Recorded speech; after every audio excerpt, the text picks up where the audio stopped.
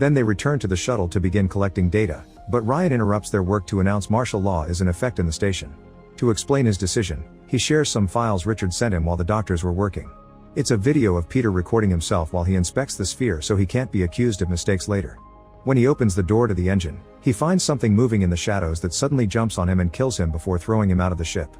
The camera can't capture the shape of this creature, but Richard explains he's checked all the footage and that alien has been with them since they left Earth because it traveled inside the sphere like the Trojan horse. It probably caused the failure during the jump, but it's not on the mothership anymore, it's gone down to the planet with the shuttle.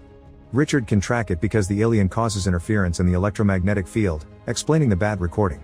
The discussion suddenly interrupted by David, who is noticing something weird on the system. The sphere is running a different program than the one they uploaded. Steven wants to go back to the sphere, but Ryan stops him, reminding him that he won't allow him to lead anymore and accusing him of keeping secrets. Ryan reveals Richard's also found footage of Steven seeing that weird shape back on Earth months ago, so he knew there was potential for a threat and yet he told nobody, meaning Peter's death is his fault. Offended by this accusation, Steven rushes out of the room while thinking about all the work he and David put into this project.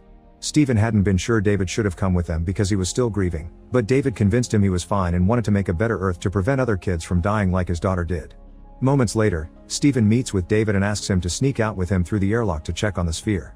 David doesn't want to disobey Ryan, but Steven changes his mind by reminding him of his daughter and the future of the planet.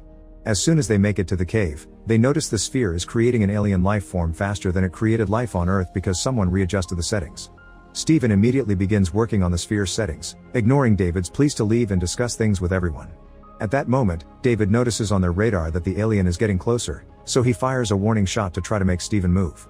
Steven responds by taking out his own weapon, but before things can get ugly, they notice the aliens already entering the cave. After Steven grabs a piece of the sphere to take with him, both men begin running away, noticing the creatures getting closer because of its shadows and the noises it makes. They finally get a full view of it when they leave the cave, but before the creature can attack them, they manage to get back into the shuttle and shut the airlock. David calls Steven out for risking their lives, but Steven reminds him the sphere is more important and next time he won't hesitate to shoot. Then Ryan shows up to scold Steven as well, and when Steven explains they'll have to use force to stop him, Ryan punches him. Suddenly, the computer raises an alarm to let the crew know the module's integrity has been compromised. Leona leaves her room to check the issue and finds lots of goo in the corridor, only to suddenly be pulled back into a different area.